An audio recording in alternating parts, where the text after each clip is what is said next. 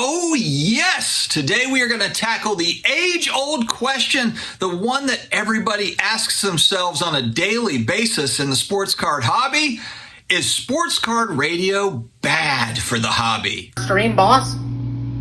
This is our channel, not yours. That's fine. Here's your YouTube. Friends, if you're new here, you're looking for pretty much daily sports card collectibles content, hit that subscribe button down below. Yes, exactly. But it's Also, like many of my other content creator friends, I've jumped on the eBay partnership program bandwagon. I now have an eBay link down in the video description. If you choose to buy your eBay purchases through that link, I very much appreciate it. If you don't, that's okay too. I appreciate you being here and supporting me with your viewership.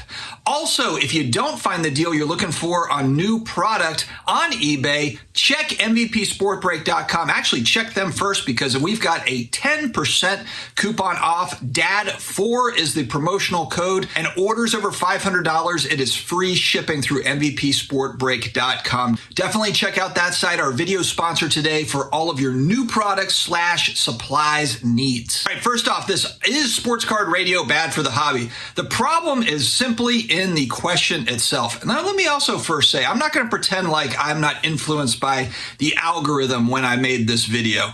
Sports Card Radio and Sports Card Investor are the most searched content creators that are out there in the sports card space. And so when they come out with Hot Take Sports Card Radio, or if Jeff Wilson, who has decided now that he is going to use his It's Jeff Wilson show to throw out some hot takes on Disney cards and Pokemon cards and a variety of things, we get to react to it, and that's a fun time.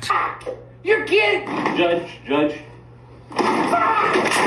Sports Card Radio has been a lightning bolt over the last 18 months, really going back further if you watch their podcast stuff, but YouTube kind of brought them over to the forefront. But again, here's the problem with this question. Are they bad for the hobby? Let's not kid ourselves, and I've said this here on the channel before. YouTube content creators, IG people, as much as we have an ego about like what sort of influence we may or may not have, the reality and the real truth of the matter, whether we like to believe it or others like to believe it or not, is we have very little influence or care among the overall hobby. Most collectors / hobbyists don't give a darn about this YouTube channel or any YouTube. They're not even on YouTube. They're not on IG. There's people that have insane collections that have no social media presence whatsoever. They don't want anything to do with it. And so the idea is, if this content creator or that content creator is bad for the overall hobby, mostly 99% of the hobby doesn't even know about us, doesn't even care about us, even if they do know about us. Hobby Champs, shout out to Hobby Champs on Twitter. He tweeted the other day, and I thought this was great. Actually, he really kind of summed it up. I think most people watch hobby content not to be influenced, but to follow that person's hobby journey. It's all about being entertained. I think we're kind of past the point. Maybe back in 2020, when a lot of people were getting back into the hobby at that particular stage, there was more of kind of looking for that person to kind of lean into or whatever. But nowadays, I just don't see it. Even for people that are getting back in, I don't know if they're necessarily looking at, all right, who's going to tell me what to buy? I mean, frankly, if you look at content creation, I don't see a bevy of content creators that are offering up, hey, buy this card or that card. I don't see it anywhere. I really don't. Jeff Wilson does his top 5 thing. That's not a top 5 cards to buy right now video. It's just a top 5 of what's moved up or down or whatever. I do the cards that are dropping videos. That's not a call to action on buy or sell or whatever.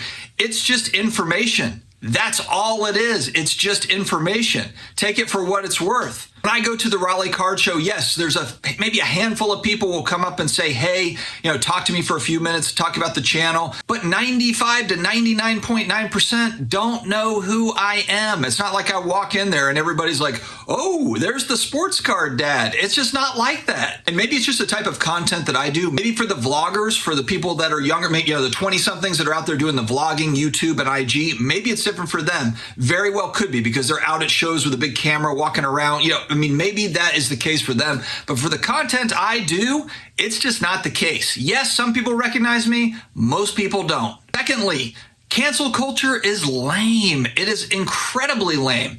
And in the United States, and really we see this globally, when I watch global news and kind of follow different things, you see the same sort of thing. We have been trained to be polarized by our media. It's pick a side.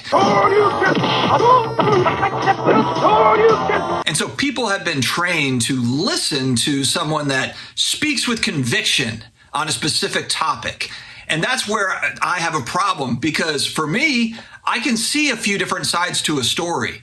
I'm pretty open-minded in the sense that even with certain political issues, global events, these different things, it's not that hard a lot of times when you dig deep and actually do a little bit of research on this, that, or whatever, that you will find that there's a variety of different angles to any given story.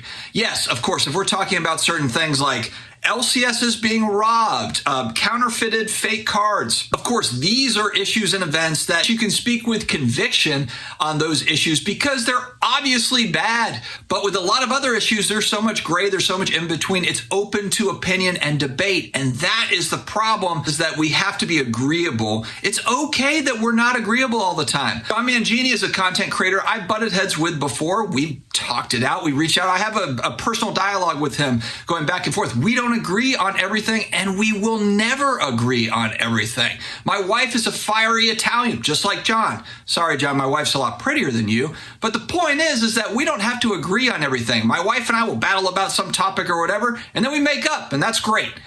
That's just kind of the way that it works. We're supposed to have some friction. If everybody agrees on everything, it's incredibly, incredibly boring. And so Sports Card Radio, they bring the heat with a lot of their content. They actually kind of remind me, when I go back, we're about the same age, and I interviewed Ryan going back a few months, going back to January, and I really like Ryan. I haven't actually spoken to Colin face to face, but they really just kind of bring it. They actually remind me of, when I used to play pickup basketball, going back to like middle school, high school. There's always a couple of guys that they showed up and they had all this swagger. They might be 3 for 10 from the field, but they played you really tough on defense. They're probably fouling you half the time, but you're not going to call it. You're just going to play through it. They're just got a little bit of edge to them. You just have to accept it. That's the way that it is. But they also understand that that's kind of how the YouTube game works, though. YouTube rewards a little bit more edge, so if you're trying to build an audience, which they've built other channels, they built websites, they built podcasts, they understand that if they come out with the same exact takes as everybody else, their content's very similar to other people. Sure, they might have some growth, but if they really want to have big growth, then they're going to have to kind of throw their feet in the fire a little bit and see what happens. And that's basically what they've done, and it's worked out well for them. And they pivoted to a few different things. Now they're going to shows and talking to dealers, getting their feedback there. They're talking about buying and selling strategies, and they're also, still talking trash about whoever and whatever. So they've got a variety of different content. And I've seen people come out against them where Ken Golden is, on their live stream, they're buying on Golden auctions. How can you buy on Golden auctions if if you don't like Ken Golden? And they've explained it. Hey, look, it's business. If PWCC, if Golden, if eBay have no selling fees, or they have the best deal,